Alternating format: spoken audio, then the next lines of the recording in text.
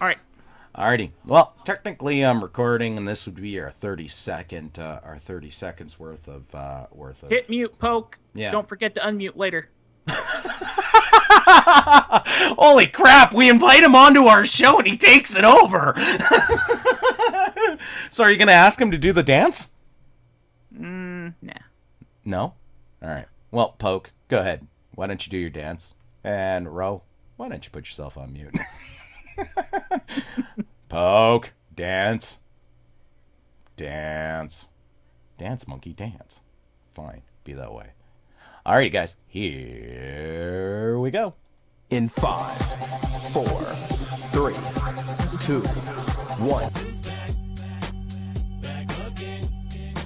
Ladies and gentlemen, boys and girls, children of all ages, Knights of Deathbridge proudly brings to you Warcraft Nightly News with your hosts, Derek Scott and Poke Soul.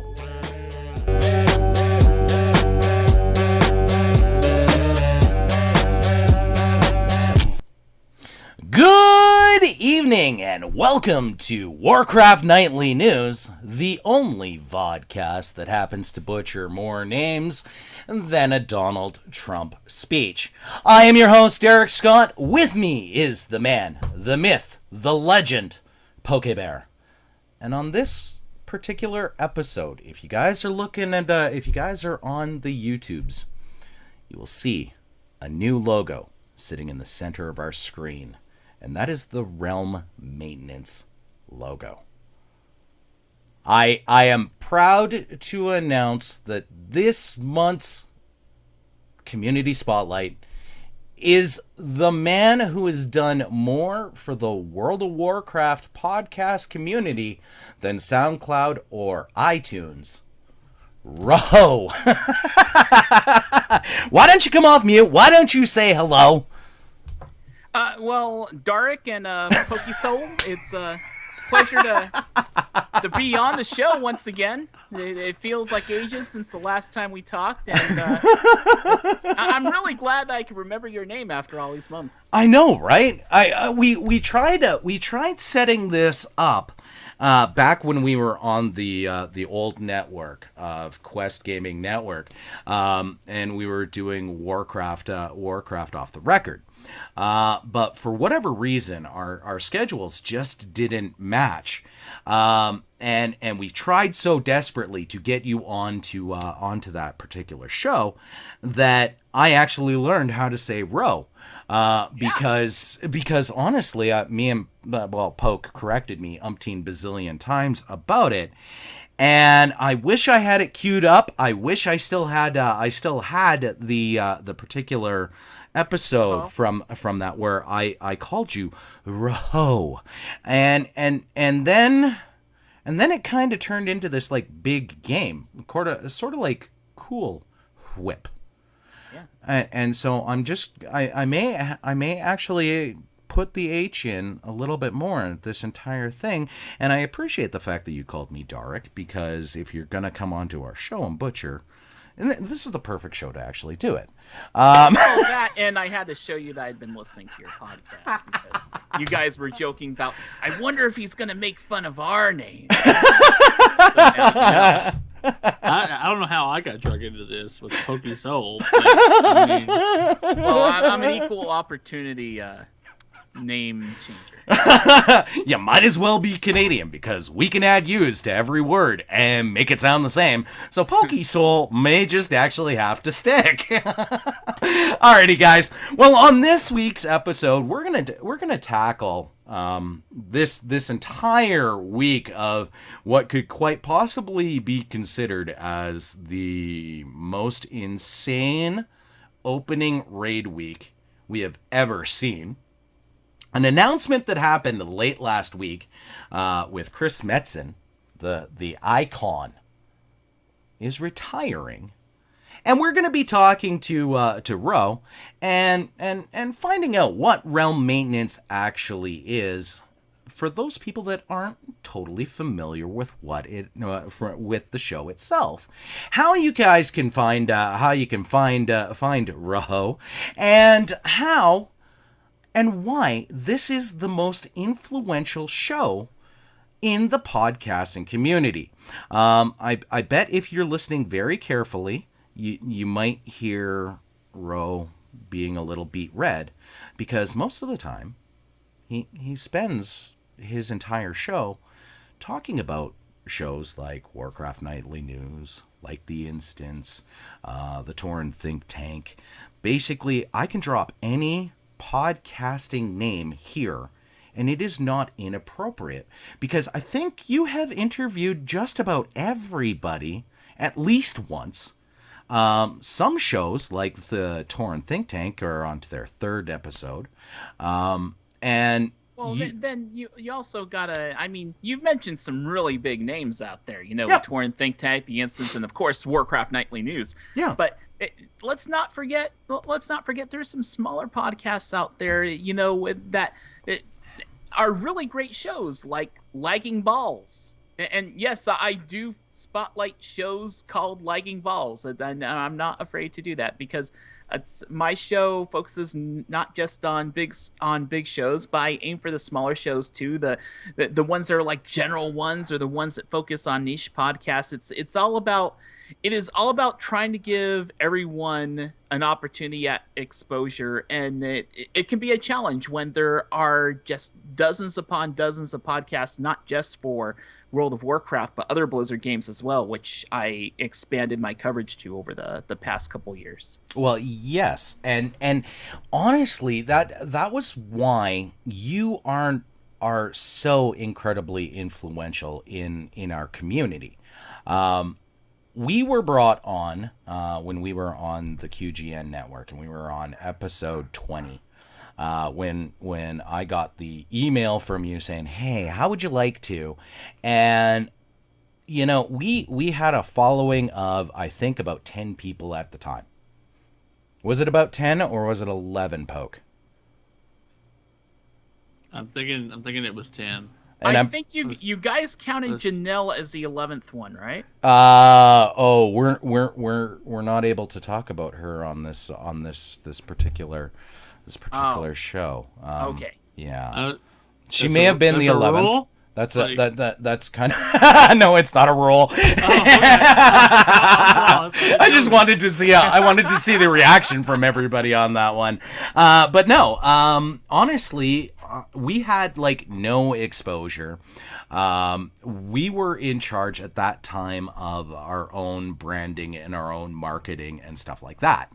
And the week that we were on Rhelm Maintenance, we saw a 20% increase. So we got to 12 people that week to our show. And we started to build this weird cult following that followed us from QGN over to KOD Gaming. And that is why I absolutely love what you do, because you bring the entire community, whether and at the time we had some major sound quality issues and so on and so forth. You took the time to bring us on and to showcase us to the world. And I don't think that if we hadn't have been on that particular episode, we would still be doing this. We would just sound crazy talking on the YouTubes and putting stuff up on iTunes, because you gave us that exposure.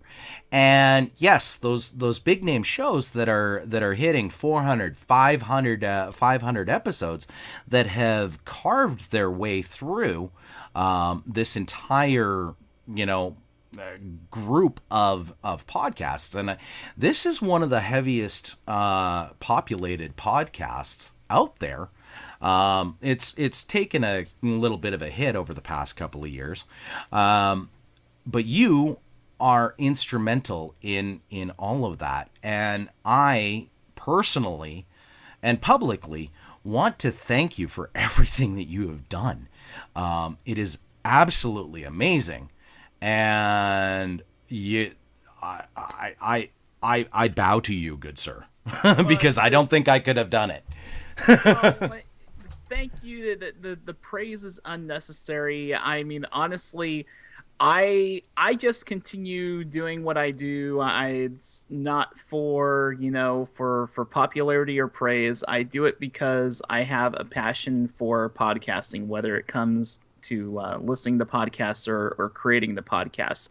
And when I was coming up with the idea for making the Rhelm Maintenance podcast now a few years back, it was all about, I knew that there were so many WoW podcasts out there, and I knew that there were smaller podcasts out there as well, and I wanted to provide a forum, a spotlight for all podcasts, so that some of the smaller podcasts would have an opportunity to get more listeners.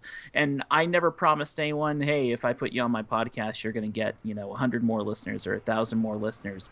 It's not really about that, but just getting more listeners, period, because frankly, the great majority of us create because we want to share our creations with others. And it doesn't matter necessarily the raw numbers at the end of the day, but it's when you get that feedback from other people that have made a connection because they've downloaded your content, they listened to what you had to say, and they let you know that, hey, I enjoy your stuff, or I did this or that because of what I heard on your podcast. It's those moments like that, which can sometimes be, few and far between, but when those moments happen, it makes it all worth it.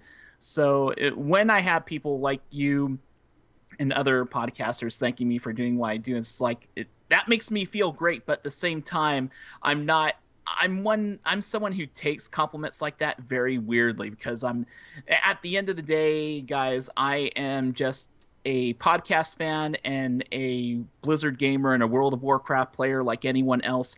It is very possible that any other schmuck could have done what I did with the tools that I had in front of me. I just happen to be the guy that's doing it right now.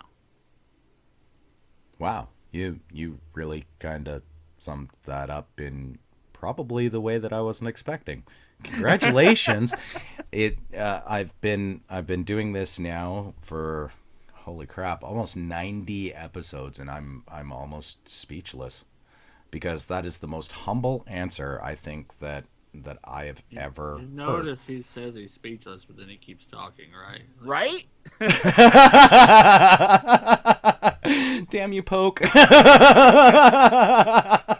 By the way, just so you know, I already caught it. You facepalmed within the first 35 seconds of the entire show. But that was not at you. That was at Ro. It doesn't matter. No, that does matter. It You doesn't. have to get me to facepalm, not him. He's winning right now. You're losing. Nice. Okay, so while I've got both of you guys here, let's revisit that episode. It's been a while. I really should have gone back and listened to it so I'd remember that our last encounter, but I have to admit I have not. Poke, how nervous were you? I don't know that I was nervous. I was excited. Yeah. Again, I know we've talked about this in the past too, but it was that validation that, like, holy crap, somebody out there in this world of podcasting has noticed that the three of us are doing this, and apparently we're not doing it in a terrible way where everybody hates us. So I don't know that I was nervous per se, but I was very excited. So I'm sure I was very agitated and fidgety that whole time.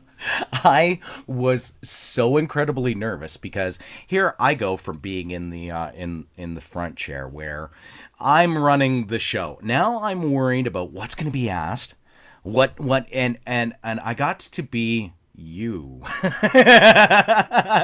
and all of a sudden it dawned on me as Ro, I believe you said that we were the only show that spent a lot of time making fun of each other, that it occurred to me that yes, we were the only show. You guys went at each other's throats. I mean, you were ruthless with one another, and the way you treated Janelle, the poor gal. I mean, it's no wonder she's not on this show. Yeah. I was perfectly nice to everyone. I don't know what you're talking about. Bullshit. Bullshit. Anyways, so Rhelm, before we move into everything, what is your favorite interview that you have done along the way? So that's a complicated answer because if people were to ask me what, I would rather put it as what is my favorite episode of Realm Maintenance, and it is and probably will forever shall be episode 100.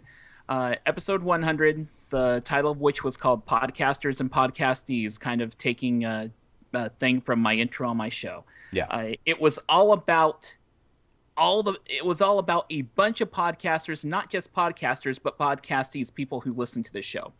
Episode 100 was this epic mammoth 3-hour production that actually was a lot larger than that before it was edited and cut, in which I literally interviewed within the span of 1 month about 50 to 60 different people, a wide variety of WoW podcasters and podcast listeners from the early days of podcasting to the current days of WoW podcasting, and asked them, what was the first podcast you listened to? Why did you get into podcasting? A whole bunch of other podcast and Warcraft related questions. And then to take the answers from all of those people and then weave it into this tapestry that became episode 100. I worked harder on that episode than anything I've ever done before. It took a lot of hours to put it together, and when it was released, and just the feedback and the comments I got from it, it really is, in my opinion, probably the best piece of work I put out there. It's still relevant to today because it's not necessarily talking about current events. So if any of you guys want to know a little bit of what Realm Maintenance is about, I would invite you to check out episode 100. That might give you kind of a taste of it from a whole bunch of different voices at once. But yeah, it's all the interviews that went into putting that episode together make up my favorite one. It's great that you actually had mentioned that, because that was the one episode that actually made me want to do this. Nice. And all of a sudden it was days before we actually got greenlit to do the show. And I was going through different shows, and Torn Think Tank and The Instance and The Sundering, and I listened to episode 100 and I went, holy crap, I honestly think I can do this. So wow. Honestly, anyone can. As long as the biggest thing about podcasting nowadays is, when some people wonder how the heck there can be so many World of Warcraft podcasts, is the fact that really anyone can do it. You don't necessarily need to have the most expensive equipment in the world.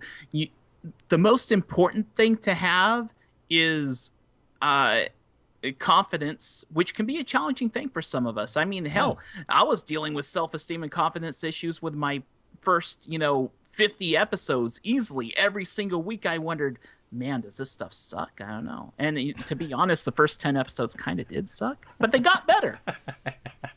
I go back and I listen to the first few episodes. Oh my gosh. The robotic monotone. Ladies and gentlemen, boys and girls, podcasters and podcastees, welcome to Realm Maintenance. Thank you as always for listening. And nowadays you hear on episode 209 or whatever, ladies and gentlemen, boys and girls, podcasters and podcastees, welcome to Realm Maintenance. I mean, and even listening to you, Derek, listening to you do your podcast and listening to your early episodes, I kind of noticed a little bit of it as well. As nowadays when you introduced Warcraft Nightly News, you have this energy and stuff, and that's the thing. That's one of the awesome things about just creating and doing a WoW podcast, or any podcast for that matter, is just being an artist, drawing art and stuff like that, or creating anything, you get better with time, you improve with time, and then to see that improvement, to look at where you were at the beginning and see how far you've come and where you are now, that's one of the awesome things about doing this kind of stuff. Oh, absolutely. If I were to give anybody any sort of suggestion, don't listen to your old stuff. Once you get to that groove and that comfortable nature. I remember the time that I became the most comfortable was ironically the best mistake that ever got made on Warcraft off the record, which was when I said prodcast instead of podcast. And I had Poke and Janelle both hammer me for the entire episode. They were adding R's where they didn't need to be. And I'm just like, oh God, how am I ever going to live this down? And instead of trying to change that, I adapted it, and I still, even to this day, say prodcast. So is that why I ended up changing the show notes for this very episode when I saw prodcast spelled in the show notes? I'm like, that's podcast. I need to change this. No, yeah, I know. Listening to the show, I literally changed the show notes to say podcast instead of podcast. I know. I saw that. And yes, and I kind of wondered why it was changed. I was like, what's up with that? Yep. I still to this day say prodcast, but now that we've gone to more of a YouTube setting, I'm even trying to practice actually saying broadcast, because of that, and Poke. I mean, even the evolution of going from Poke to Pokebear. And now apparently Pokesoul. And then Pokesoul. I'm sure that's a thing now. So. Yeah, and it's those things that are so incredibly organic that make a show, and they make it so that every show is different in its own composition, but at the same time, we're all talking about the exact same things. We're putting out the information exactly the same sort of way, but it's these little chemical explosions that happen that create what our craft is. Because honestly, that's it. And when you go back and you listen to your old stuff, you go, holy crap, I was so young, and you smell those chemical explosions of yesteryear, and you're looking for the air freshener. Yeah. So stick with it, folks, because honestly, that's it. The more you do it, the more you practice, the better off you're going to be, and the easier it becomes. Don't give up, because all of a sudden, Twitter integration comes around, or we find out that we've got an early end to a raid. Don't give up. Oh, that was a jaded time, and we're just gonna skip over that. Alrighty, so this week on Tuesday we got Mythic Plus Dungeons. We got the most insane raid that we have ever gotten. We got our first world boss, and we got the PvP season. That is the most loaded Tuesday I have ever seen. I mean, that alone has more content than patch 6.1, wouldn't you say?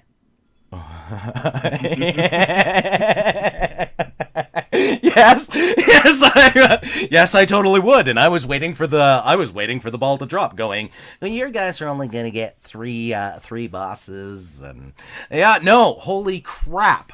Okay, so I talked to a lot of different people, and I'm gonna pose the same question to both of you guys, and Ro, I'm gonna throw it to you first.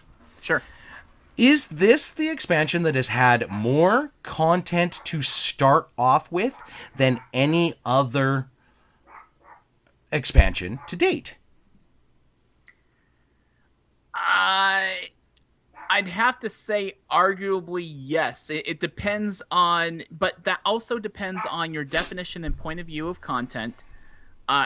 This feels very close to Mists of Pandaria to me, in terms of the amount of content that came in the launch and what's coming in the early weeks to come. I'd say it's really close to that.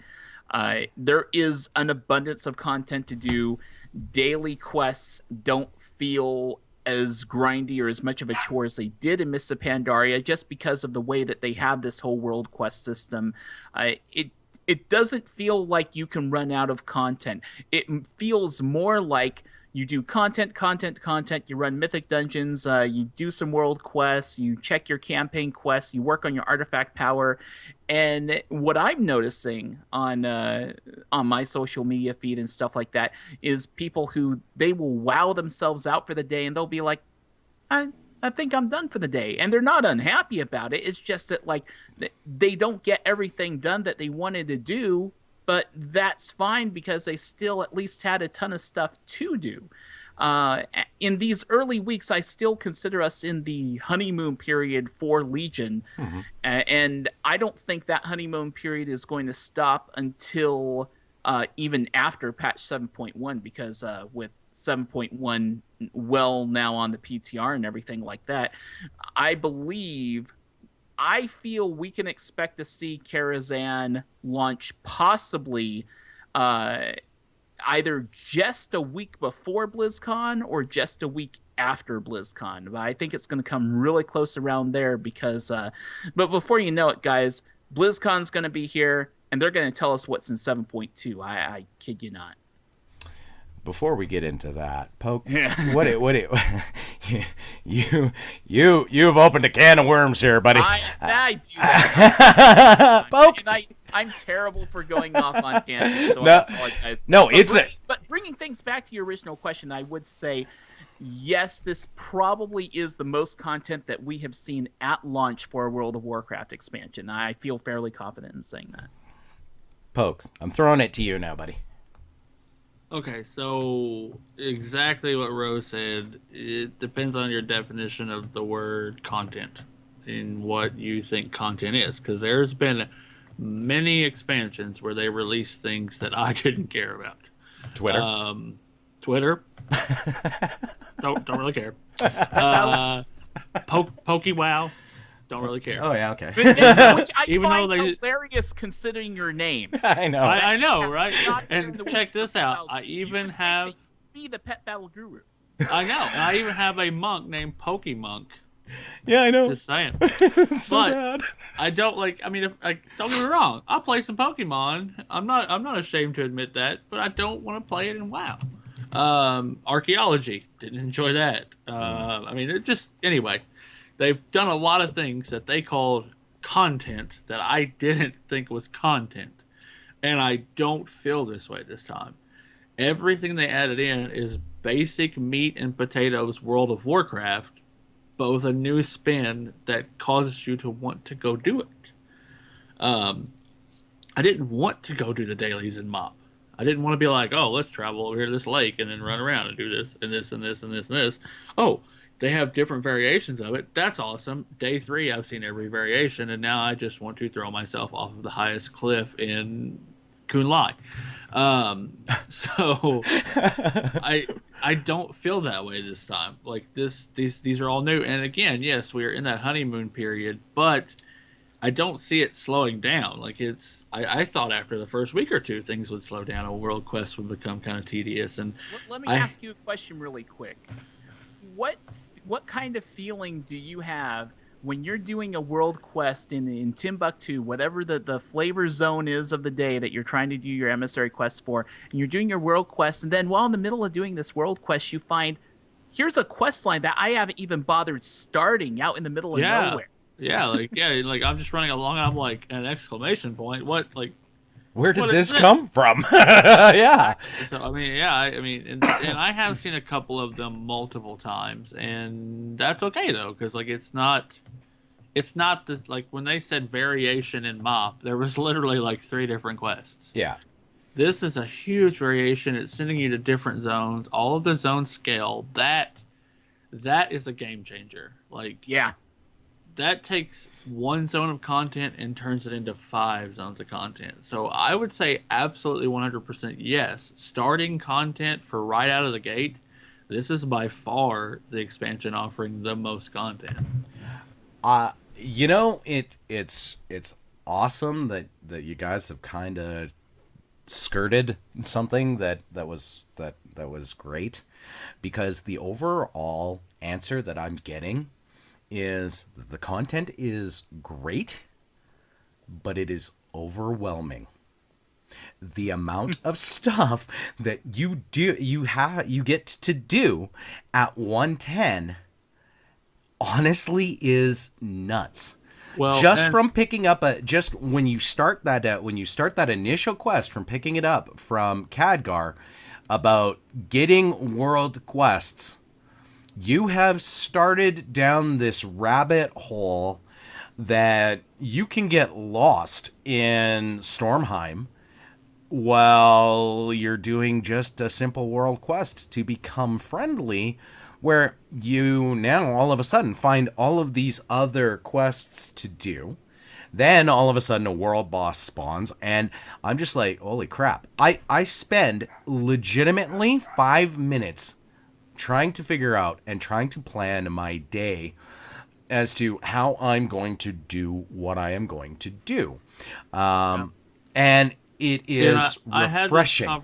I had this conversation with one of our guild members as well, talking about this plus raids, and there's so much to do. And I've said this a few times to a few people. And I know that there is a huge group of people out there who do care and are probably super frustrated that all of their quests aren't cleared off their map every day.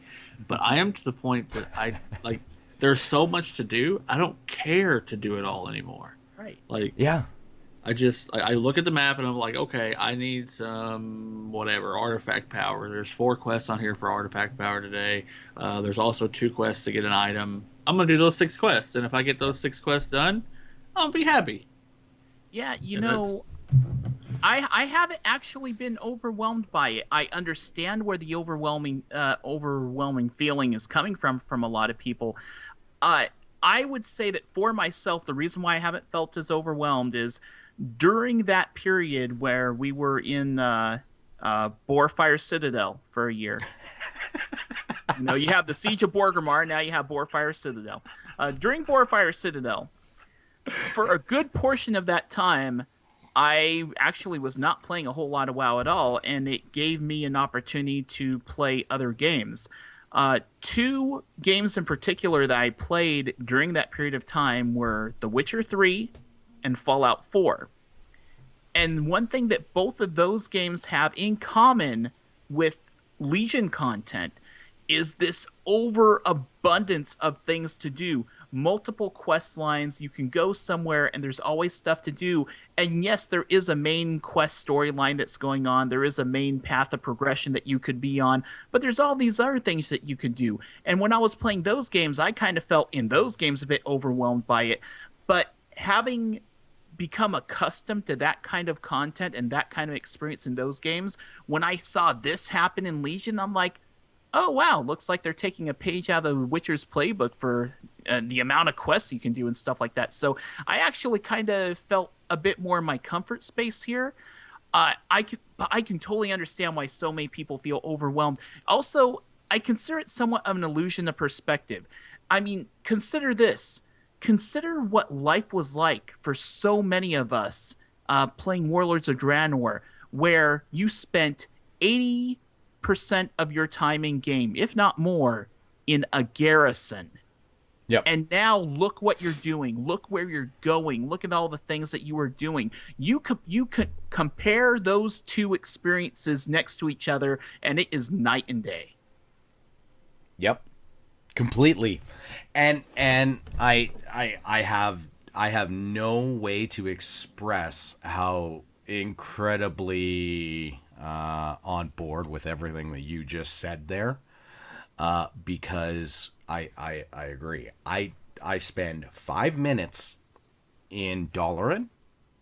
I don't even go to my class hall anymore because of the launch of the tablet game that we hoped that the garrisons would have turned into. And yes, as much as fun as we made of it, that app has made my life 2,000% better, because I'm not finding myself standing around in there where you can get sidetracked and visiting with people and looking at transmogs and so on and so forth.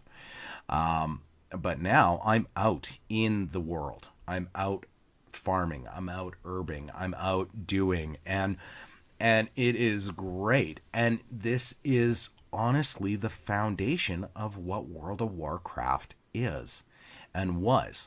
And this entire conversation was supposed to be about mythic dungeons and how great the raids were, and we haven't even gotten to it because of the fact that we're still talking about world quests and everything that has come into it. And those poor people that are doing PvP, that are staring at their world quests and going, oh man, there's another piece of gear over here, but I should be in an arena. And do I prestige? No, not yet, because I'm just level 50 and I just barely got here, but I want that trinket. And you know, it is honestly the best launch that I have ever been a part of. And I came in the day that I hit 80 on my original tune was the day that ICC dropped. And I have never experienced anything like this. And this is by far the greatest experience that I have personally had. The dungeons feel relevant from normal all the way up to Mythic Plus. I don't think I have turned anybody down because of the fact that I'm saying, well, there's nothing in there for me, because I actually am doing and I'm helping people, and I can play with people that are level 101. I'm helping my friends. I'm playing with my friends. I'm getting gear because Titan Forged is fantastic. But I do have a complaint about that. We'll talk about that after. I'm doing the raid, and the raid itself is normal. I feel is undertuned, just because of the fact that world quests are so predominant that we have gear, and we've set as a community 830 is the base item level to get into a normal raid. It is so easy to achieve it that it's kind of pulling a little bit away from that, and it's making the normal feel very kind of LFR-ish, but it's still enjoyable. It's not it's not even the fact that, you know, we spent 15 and a half months in Hellfire Citadel. I love the way that they're developing this, and they're making it so that it's achievable for the casual player, for the hardcore player, and every sort of player in between. And it's great. Absolutely fan-freaking-tastic. Yeah. I have, just through world questing, I have not done too many dungeons. I don't go into dungeons much, but when I do, I choose Mythic. No. The most interesting raider in the world. No. So when I've done dungeons, I've been doing some Mythic dungeon content, and I have done a little bit of the Mythic Plus stuff. And I've gotten a few pieces of gear, a couple of upgrades, but the funny thing about those upgrades is they were relatively small upgrades because of all the gear I've gotten through world questing already, and how I've gotten lucky with a couple of Titan Forges here and a War Forge there. So there was a whole lot of item progression in these first few weeks before raiding even became unlocked. And I totally agree with you, Derek. I think that people are going into normals this first week of normals and possibly thinking that the content is easier. And I don't think it's necessarily that the content is easier. It's that We are. That's Hillidan says you are not prepared. Well, we are more prepared for the first tier of raid content than typically people were geared for the first raid tier of content in previous expansions, just because those tools are there for us.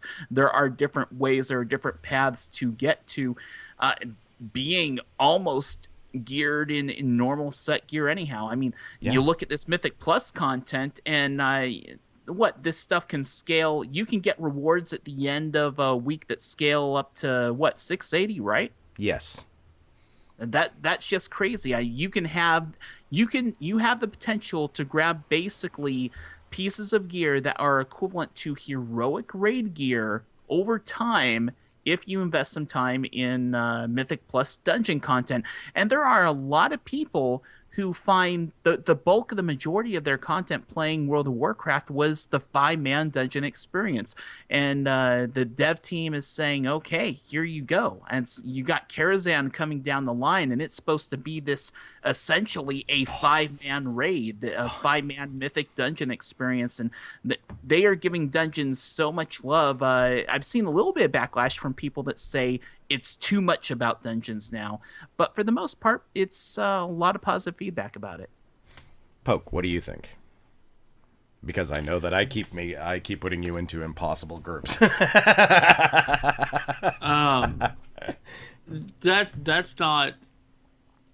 I want to say the words that's not anyone's fault, but obviously it's Blizzard's fault for doing whatever they did to Elemental Shamans.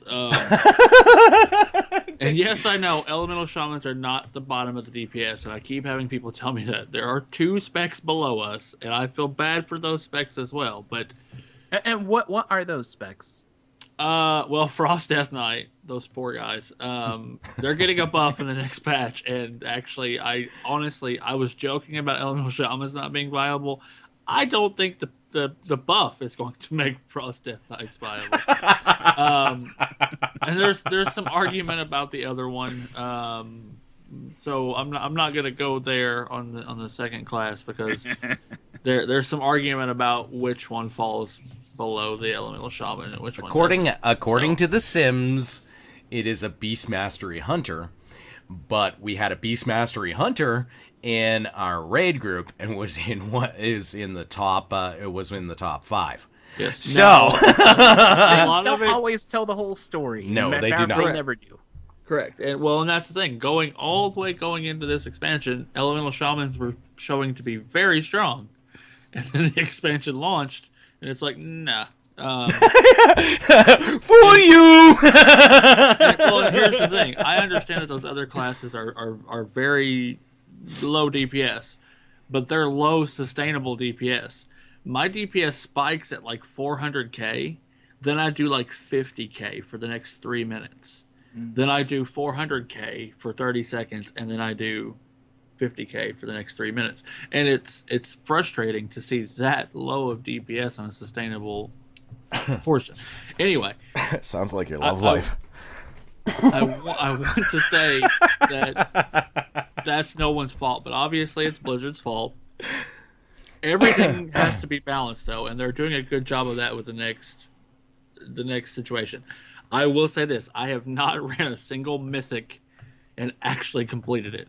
Yeah. And that is, yes, and that's wholeheartedly because my character is so weak, and I keep it's not just my character, but typically I have a really good friend who plays an Elemental Shaman also, so typically it's both of us.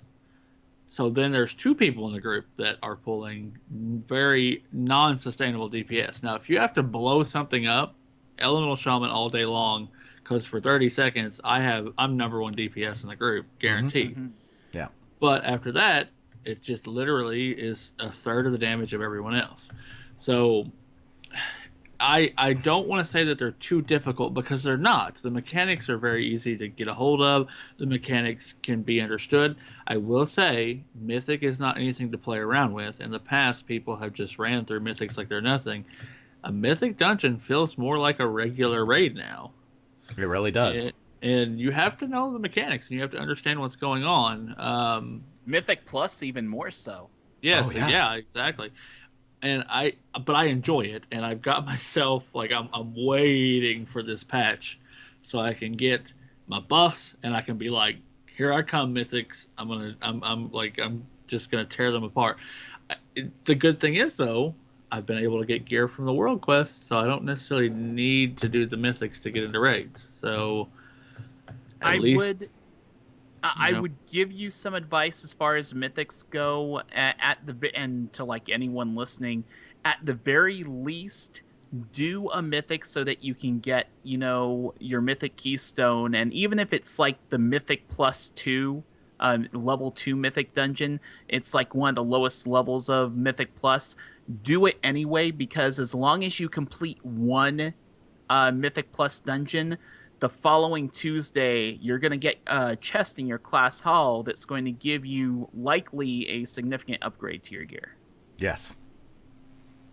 I mean, Yes. that'd be fantastic. Like, I guess I'm gonna have to go like It's fine. We'll find sell you an sell my overpowered group body like and- with all of these warlocks that apparently can just nuke everything and Yeah. pull off of Oh, tanks like Destruction there's Warlocks. yeah. Even though Destruction Warlocks are getting buffed by 11% across the board, they're dialing it to 11. I'm loving my Destruction Warlock just based on its mechanics now more than ever, because you can talent it and set it a certain way where basically, as long as you have multiple targets, if you have two targets up as a Destruction Warlock, you're golden. And anytime you're in a scenario in which you only have one target to shoot at, you feel weak. So it's, you almost want every time that you're fighting something, you want there to be two targets all the time, because otherwise your DPS suffers. And that's a problem that Destruction Warlocks have going into some of these 5-man dungeons, because there aren't always multiple targets. So then people see the Warlock's performances on the lower end of things. But you put a Warlock in a raid where there's almost always more than one thing to shoot at, and they're doing just fine. Yeah. Yeah. I See, that's I like, I and that's agree. that's kind of what I was thinking with elemental shamans too. Is we would have really strong AOE like we always have, and our single target would be okay. And no, like our AOE is worse than our single target, and Oh, it's AoE for Elemental's miserable right now. yeah. Yeah, And I'm pretty sure that Callista Flockhart said, "Can you guys give these poor bastards a sandwich? They are really incredibly weak." well, and I've had a lot of people argue that with me too. Though, and be like, "Oh no, I've seen elemental shamans, blah blah blah blah," and I'm like, "Okay, they're buffing us 28%. That's larger than 25%. That's larger than 25. Yes, that is a huge freaking number for a buff. Like that's insane. Like I've never obviously- seen a buff that big. I've And never, you didn't never even have to seen do a buff single 28%. world quest to get that buff. They're just giving it to you on Yeah, this yeah, it's like here, take it. It makes me glad that I stuck with it and leveled up the character because at first I was like, why am I doing this to myself? Well, guys, you know what? It's time for a shitty segue. Because as we Great, know 'cause that you're awesome at that the those. elemental shaman AoE has gone by the wayside, somebody else is actually going by the wayside, and that Ooh, is I wouldn't say it that way. That's vicious. savage. I'm going to try not to laugh because that was probably my worst segue, but this is honestly a sad moment. Chris Metzen, the icon that he is, Mr.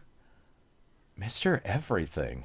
Mr. Blizzard. Yeah. Let's just call him Mr. Blizzard. Mr. Blizzard is retired. It's crazy. At the perfect age of 42. Yeah.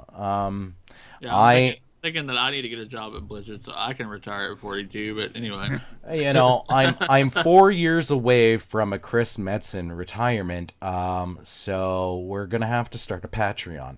But but I couldn't believe it. I totally did not see this coming in the least. As a lot of the community also didn't see it kind of coming. It seemed weird that we were getting some of his voices dying like Vol'jin. Now Jim wasn't done by Chris Manson. Wasn't it? No. Metzen did Vol'jin for a very brief period of time before it was taken over by voice actor Dave Fennoy. And I only know this because I interviewed Dave Fennoy on my podcast. Oh, well, fair enough. I Sorry. stand absolutely corrected, and that's absolutely awesome. But Varian and Thrall for sure. Yeah. So, we now know that Varian is dead. And we know that Thrall is going to think. And if you just got spoiled for that, sorry. If you just got spoiled for that, I am terribly sorry. You should have got this expansion a month ago. Yeah, you don't know what the internet is. I got spoiled for it the first day. Not that we all didn't see it coming like 3 expansions ago when they started talking about Anduin, but you know. Yeah, you know, like, I mean, it was a natural progression for Anduin, but what happens next? Because Chris Metzen has been so intricate in the building of Warcraft and World of Warcraft that we're left in this like big bubble of darkness right now. Is Thrall about to die somewhere in the rest of this expansion? Is he going to come back to be the voice of Thrall, even though he's in retirement and he's not developing games anymore, but he could still be a voice actor? He has stated already on his Twitter account that he will be there. He will be there to voice Thrall whenever they need him. Oh, So, well, okay. As far as voicing Thrall, that's already assured. It's kind of funny though if you think about it. Not looking at Varian per se, but if you look at from the Thrall perspective, you know, there's some odd similarities between Thrall's journey and Metzen's. You know, Thrall was once a war chief, and then he found love. He had a kid, and then he stepped down. He kind of stepped down from war chief. You know, went on to explore the world rather than focus on just Orgrimmar. Just how Metzen kind of stepped away from WoW solely and focused on other things like creating the world of Overwatch and all that stuff. And now, just as Thrall has mainly decided to focus on his family, or Chris Metzen's focusing on his family, and I do not think that the journey Thrall has taken and the journey that Chris Metzen has taken is necessarily that coincidental. Thrall is Chris Metzen's alter ego in digital form. Varian, you know, is another part of him as well, but I think he really resonates with Thrall, so it's no surprise that you see those parallels there. And this is the moment in which I realize that you are a better podcaster than me, because I didn't put it in the show notes that's where I was going to go with this.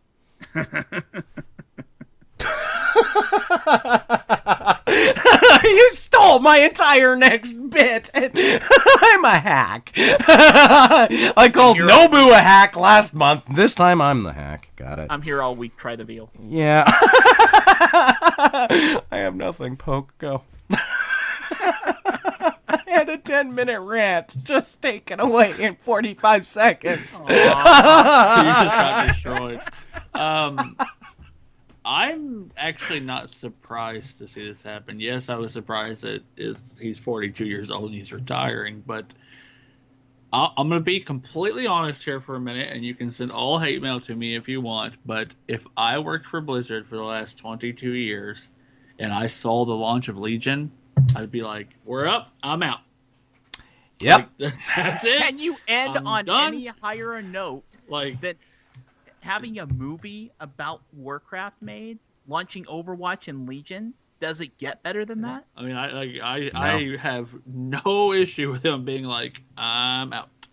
Now, you know, it would be like it's the equivalent of Michael Jordan retiring at the prime, at the peak. Like, I am never going to be able to top this. This entire last 2 years, I outdid myself. I'm not going to be able to do it. Here, you guys try. Good luck. As a sports analogy, also here as a Denver Broncos fan, John Elway won a Super Bowl. quit, retired. Yeah. Peyton Manning won a Super Bowl with the Broncos, done, retired. Yep. I mean, Yeah, like, I don't blame any of those people for that. I completely understand it. So Hey, do you think that Metzen actually deflated Warlords of Draenor so that this would be better? Yes. A better question is, did the WoW development team do that? And I do feel like the reason why we had such a subpar experience in Warlords is because they really put all their eggs in the basket that is Legion. And I mean, you just compare the two expansions and just how it feels right now. Yeah. And like I've Right said, off- it right feels off like the night bat, and day. Their time and their energy was focused on Legion probably very early in the Warlords of Draenor process, and we just didn't really realize it. Yeah, I fully agree. We've said it umpteen bazillion times that it was Ian Hazzikosis stating when he was talking about the Warlocks, and we nerfed them into the ground because we didn't want you playing them. I moved it forward, and that's what I thought that they did with Warlords of Draenor. I think that very early on into the development of Warlords, and they went, the Iron Horde, well, we're not going to make them as powerful as anything. You mean the Aluminum Gathering, The right? Aluminum Gathering, yes. Just checking, making yeah. sure we're on the same page. Yeah, So. we're going to make this expansion that is going to be not as good as what we have been producing for quite some time, so that we can make the expansion to send our creator and our chief out on in style. Because I don't think that the only way that we could get a better expansion is the next expansion, which is going to be Wrath of the Lich King 2, Worth of the Lich King. And Wrath of the Lich Queen? Ooh. Sylvanas? No. Jaina? Jaina. Oh wow! I'm calling. So, before all the speculation happens and everyone's brains explode from this, there's something else that's leaving Blizzard as well. I don't know if you guys caught it this week. Did you guys catch it? No. No. I was raiding. Fortnite. Battle.net is going away. That's true. Actually, I did notice that. Well, the thing is that with the most recent things they've had, like Blizzard streaming through Facebook, and they have Blizzard voice chat and stuff like that.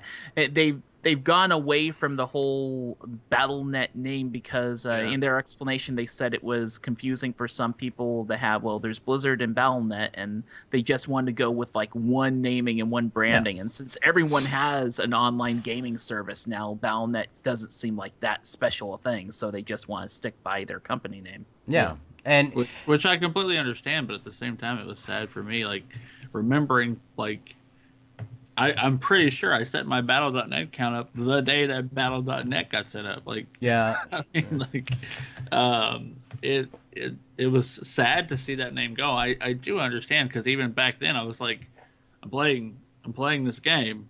Why do I have to set up this thing on something called Battle.net? This is stupid. Like what? Yeah, but it's it becomes the end of an era for sure. I mean, yeah. with Metzen and Battle.net all together, and I mean, there are other people that have also left over the past several days.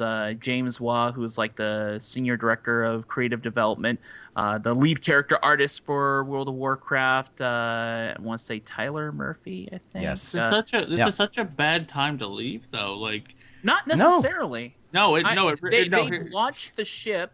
They've launched the ship. Legion is launched. They've got this is I think for a lot of these people on Blizzard and on this WoW team, this was their their magnum opus. And just because these people are leaving, guys, I do not think that dark days are necessarily ahead for World of Warcraft.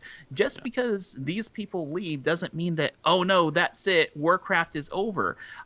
There are definitely new faces and new names in multiple areas of the dev team that are taking this ball and running with it. We saw a lot of people from the Diablo 3 team, a great number of them have become part of the WoW team and infused it with this new life that a lot of people are going goo over. Look at bringing our conversation back to Mythic Plus really quick. Mythic Plus is just another iteration of what the Rift system was in Diablo 3. Yep. This whole world quest system has a kind of a feel of adventure mode in Diablo 3. They're reiterating, they're reimagining, they're revisioning, and so far I've got to say I'm happy with the people who are running the ship right now. And if the old crew is heading off for bigger, better things, or just to spend some time with a family, then you know what? Good on them. They're leaving the lights on, and I think the game's in good hands right now. Yeah, and I completely agree with that. Here's why I wouldn't leave. I'm saying from a personal note, Chris Metzen left. Nobody's gonna pay attention to anyone else who leaves. Like, I'm gonna give it 6 months, and then I'm gonna let this calm down. Then I'm gonna leave, so that way people will notice. So. Yeah. It is kind of like saying it is kind of like Walt Disney retiring. Yeah. You know, like Yeah. what if it played out that way? So yeah, I can see your point there. There I'd will be like, never be another Metzen. You know what? I bet you that after Chris Metzen announced his retirement was probably the quietest that Ghostcrawler's Twitter account had ever been, because now all of a sudden Ghostcrawler is like, he means nothing. He's gone. He's been gone for 3 years, but people still tweet to him. Now we've got Chris Metzen. We can now talk to him on a real basis. And now he's like, I'm irrelevant. So yeah, no, I kind of see he's going to be that public a figure though at least in these next several months. I mean, I don't think that he's going to become necessarily recluse, but just because he's no longer, attached at the hip to Blizzard, I don't think that this means that we're going to see him speaking and talking in a whole lot of different places. I do hope, even though he's retired from Blizzard, there is a part of me that is really hoping that he makes an appearance in the speech at BlizzCon, the 10th BlizzCon. I feel like we need him to hype us up one more time for something awesome. And he could hype up Legos for all I care. I just want to hear him give that speech where, imagine yourself in a world where orcs and humans are fighting one another, and they're made out of Lego blocks. And their only weapon is stepping on Lego. And you gotta have that deep growl that only Metzen can pull off. And an actual goodbye. Yeah. The ending of BlizzCon 10 is the exit of Chris Metzen, and we see it in sports where they come out, we take Doomhammer, we raise it up to the rafters, and we get our chance to say goodbye.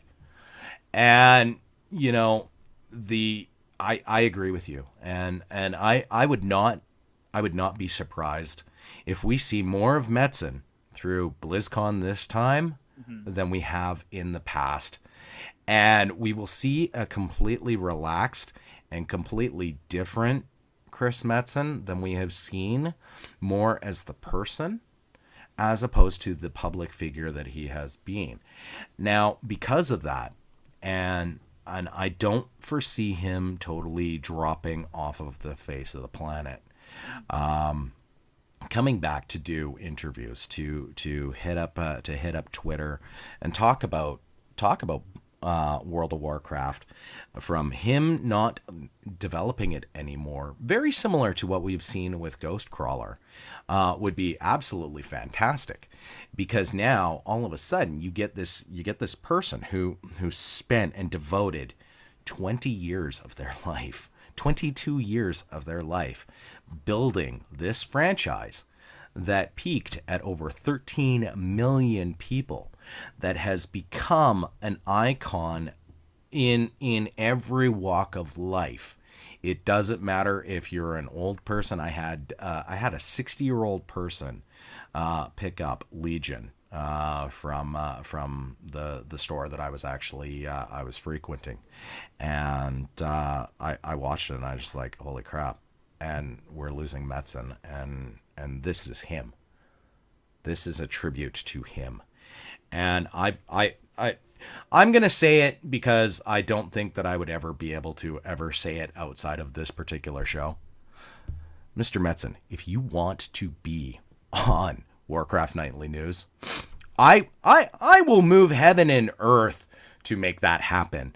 And we would absolutely love to have you here because you have done so much for everybody that we couldn't thank you enough.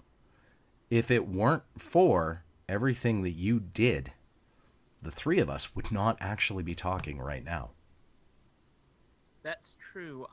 One point that I do need to bring up, though, Derek, is that if you had Chris Metzen on your show, you would be speechless. Yes. And by speechless, you would just probably be saying, thank you. Yeah. Thank you. Absolutely. Thank you. The show would be titled "Thank You." Yeah. It'd pretty much be you saying nothing but "thank you" for about 60 minutes. I think what I would end up having to do is pre-plan every single question that I was going to ask, and write them down on Post-it notes and show them into my video camera because still wouldn't work. Wouldn't work. Yeah, I don't. I know, and that is the legacy that this particular gentleman is leaving, and the mark that he has made on all of our lives. It's synonymous with everything that we talk about. Our name is the name that he built. Rhelm Maitenance. Rhelm came from there. Warcraft came from there. And there is no way to idolize this person more than this particular expansion and this particular show. That's the best I can do, and I know it's not enough. Haha, that was deep. That was the deepest I've ever been on a podcast or a prodcast, whichever way you want to look at it. And you're only 3 episodes in. I know. How am I going to top this? I don't think I can. I think that we should just quit. Yep. Just like Chris. Yep. We're out. Yep. See ya. Greatest expansion, greatest I think greatest you need to raid get launch. 42 episodes before you quit. I'm retired. Oh man. So next week we're going to talk about Overwatch because there's too much to talk about with World of Warcraft. We might as well just talk about Overwatch that has no storyline. And that's really it. Or the Diabloification of StarCraft, because where do we go from here? Well, Ro, I got to say, this has been an absolute and undying blast to have you here. It's been awesome being on. Thanks for having me. I hope that we didn't offend you enough that you're not ever going to come back, because you hardly let Poke talk, so we're pretty safe. Well, yeah, that's true. I mean, that's my life now. At this point, I'm just here to stroke Derek's ego. So before we go, Poke, why don't you tell Ro how he can actually hear what you actually have to say outside of this? I actually get to tell people something. Yeah, I know, right? So, if you want to get in touch with us as a whole on Twitter, you can hit us up at KOD Gaming 1. You didn't actually take the shot that I spelt it wrong in the show notes. Congratulations, buddy. I let it go this time. All right. You can email us at knightsofdeathbridgegaming@gmail.com. You can hit us up on Facebook at facebook.com/knightsofdeathbridge. Also, guys, please, when this ends up on YouTube, comment, favorite, like, subscribe, everything that you can possibly do. We would absolutely love it. If you want to get in touch with me personally on Twitter, hit me up at PokeSoul. You can get in touch with me at Derek_Scott. And Ro, how are people going to get in touch with you? You can follow me on Twitter at Rowow. That's RHOWOW. You can also check out the Rhelm Maintenance podcast. Follow it on Twitter at Rhelm Podcast, or go to realm-maintenance.com. The show can also be found on iTunes, Google Play, Stitcher, TuneIn, pretty much any podcast app of choice. Do you have your podcast available in Smoke Signals? Because I think that's the only way you can't find you. You know, I was thinking about it at one point, but honestly, the extra time it would take to convert an MP3 into Smoke Signals just isn't worth it. Wow, that you just heard it there, folks. Those people that only subscribe to Smoke Signals, Rhelm Maintenance. I mean, will not. my apologies to those who still make use of Smoke Signals. I mean, I don't want you to feel like I am discriminating you. It's just a matter of I only have so much time, energy, and resources, and I have to do what's best for my sanity, and hopefully what's best for yours as well. I hear that you should Did probably. you really just get him to apologize for not using Smoke Signals? Wait! I'm not. I am not done. I am totally not done. And really, Ro, the only suggestion I could possibly give you is you should probably hire a wet blanket to help with the Smoke Signals, because every show should have a wet blanket, right, Poke? You're so funny. Especially considering the fact that ours did most of the talking this evening. Oh, I deserve that. And with that, Ro, thank you very much for being on our show. I will let everybody else in cyberspace try to figure out if I just cut Ro or if I took that cut all on my own. Alrighty, guys. Well, for the third episode, it still loses that that luster. I think maybe we should just say that we're on episode 93, just so it sounds like a bigger number. I'm good with that. Guys, it's been my pleasure to be a part of episode 300 of Warcraft Nightly News. Awesome. I want to wish you guys the very best on episode 400 in just a couple weeks. That's actually next week. Next week we are recording our milestone of 400, and we've got something very special planned. We're going to be talking Chris about. Benson's going to be on the show. That's right. It's just going to be entitled "Thank You." Alrighty. Well, guys, honestly, thank you so incredibly much for tuning into us, for following us across different companies and different times and days and the whole 9 yards. If it weren't for you guys, we wouldn't be here doing this. So I would like to thank you all for tuning in. I am Derek Scott. I'm Poke. And I'm some guy named Ro who's gonna row my boat away. And with that, I don't even know how to do remember, kids, it's all fun and games until you add the H into somebody's name and they come on your show and steal your bit. An entire 10-minute Very Nightly News. Oh, wow. And then you're ready for Warcraft Nightly News. You guys have a great week.